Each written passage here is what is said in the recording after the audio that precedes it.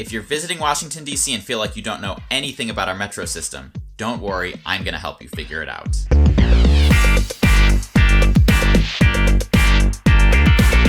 Hello, welcome to Trip Hacks DC. My name is Rob. I'm a tour guide here in the nation's capital. If you're coming to Washington, D.C. and you're looking for the best tips, tricks, and hacks for exploring the city, make sure to subscribe to this channel and hit the bell notification icon so that you don't miss any new videos. And if you're interested in signing up for a Trip Hacks DC tour, head on over to triphacksdc.com afterwards to see the tours that I offer. If you don't live in a city with extensive public transportation, Metro can seem a little intimidating. This video is geared towards the absolute Metro beginner. So if you don't feel like that's you, I recommend skipping to my do's and don'ts for riding Metro video, which I will leave a link to in the video description. I will also leave a link to my Metro video series playlist with lots of other content about Metro. If you have any other questions after you watch this video, leave a comment and let me know, and I'll try to help you out. With all of that said, let's get started. The first and most important question is, what even is Metro? What most people call Metro is actually our Metro Rail system. Metro Rail is the third busiest system in the country after New York City and Chicago. The sections downtown, where most visitors are likely to ride,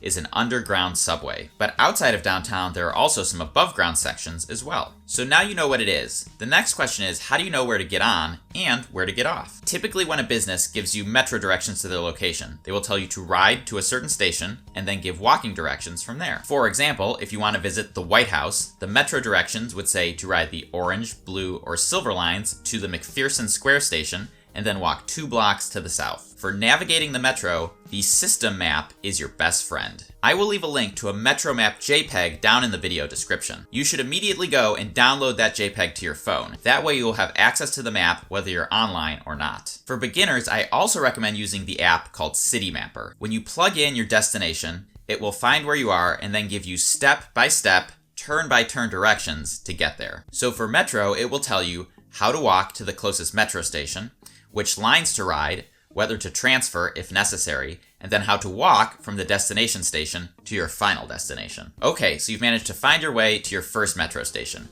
The next big question is, how on earth do you pay? The answer is with one of these, a SmartTrip card. In 2018, SmartTrip is the only way that you can pay. The most important thing you need to know about SmartTrip is that everyone in your group needs their own one of these. No, there is no sharing allowed. The reason is because how much you will pay depends primarily on how far you travel. And the way that the system knows how far you've traveled is that you will tap your card when you enter and tap it again when you exit. You can buy a SmartTrip card at any Metro station. What you want to do is look for one of the blue and orange fare machines. Go up to the machine and select either purchase single cards if you're traveling by yourself, or purchase multiple cards if you're in a group. The physical cards cost $2, and then you add value to the cards beyond that. For a typical visitor, I select pushing the purchase value button and then adding the default $8 value to start. If you do need additional help figuring out how much your rides are going to cost